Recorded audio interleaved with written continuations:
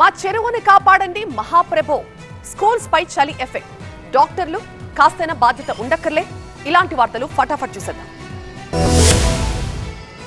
గుంటూరు జిల్లా పెదనందిపాడులో నల్లబర్లి పొగాకు సాగును వ్యవసాయ శాఖ అధికారులు అడ్డుకున్నారు. నల్లబర్లి పొగాకు వేయొద్దని ప్రభుత్వం నుంచి స్పష్టమైన ఆదేశాలు రావడంతో ఫీల్డ్ విజిట్కు వెళ్లి నల్లబర్లి వేసిన రైతులను నిలదీశారు. ఎన్ని ఎకరాల్లో సాగు జరుగుతుందో గుర్తించే విషయాన్ని కలెక్టర్ దృష్టికి తీసుకెళ్తామన్నారు. ఇటు అధికారులు తీరుపై రైతులు ఆగ్రహం వ్యక్తం చేశారు. ఇష్టం వచ్చిన పంటను సాగు చేసుకుంటామంటూ అధికారులతో వాగ్వాదానికి దిగారు.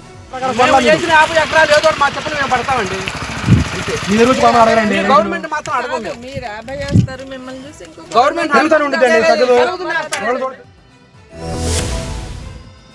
హైదరాబాద్ ఆల్విన్ కాలనీ పరిధిలోని భవ్యాస్ తులసి వనం అపార్ట్మెంట్ వాసులు సేవ్ అవర్ లేక్ అంటూ నిరసన ర్యాలీ చేపట్టారు. మా చెరువుని కాపాడండి అంటూ ప్లకార్డులతో నిరసనకు దిగారు. చెరువులో డ్రైనేజీ నీరు కలవడంతో నానా ఇబ్బందులు పడుతున్నామని వెల్లడించారు. అధికారులకు ఫిర్యాదు చేసిన అస్సలు పట్టించుకోవట్లేదంటూ ఆగ్రహం వ్యక్తం చేశారు. చెరువులో డ్రైనేజీ కలవడం వల్ల దుర్వాసనతో పాటు విపరీతమైన దోమలు పెరిగి ఇబ్బంది పడుతున్నట్లు తెలిపారు.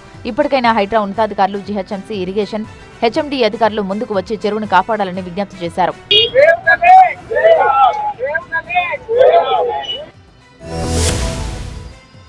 తెలంగాణను మరీ ముఖ్యంగా ఉత్తర తెలంగాణను చలివణికిస్తోంది. ఉదయం 8 అయినా మంచు దుప్పటి వదలట్లేదు. దీంతో ఆదిలాబాద్ జిల్లాలోని పాఠశాలల సమయాల్లో మార్పులు చేస్తూ అధికారులు ఉత్తర్వులు జారీ చేశారు. ఉష్ణోగ్రతలు 6 డిగ్రీలకు పడిపోతున్న క్రమంలో విద్యార్థుల ఆరోగ్యాన్ని, ఇబ్బందులను దృష్టిలో పెట్టుకుని జిల్లా కలెక్టర్ రాజర్షి చా పాఠశాల టైమింగ్స్ మార్చారు. ఇప్పటి వరకు ఉదయం 9 గంటల నుంచి సాయంత్రం 4 గంటల 15 నిమిషాల వరకు ఉన్న పాఠశాల సమయాన్ని ఇకపై ఉదయం 9 గంటల 40 నిమిషాల నుంచి సాయంత్రం 4 గంటల 30 నిమిషాల వరకు అమలు చేయనున్నారు.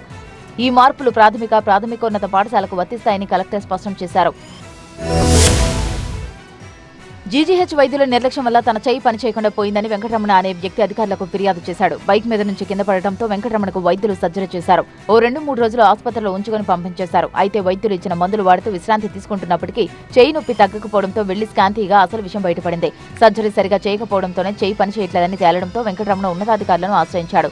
తనకు న్యాయం చేయాల్సిందిగా కోరాడు. నిర్లక్ష్యంగా వ్యవహరిస్తున్న డాక్టర్లపై సీరియస్ యాక్షన్ తీసుకోవాలని డిమాండ్ చేశాడు.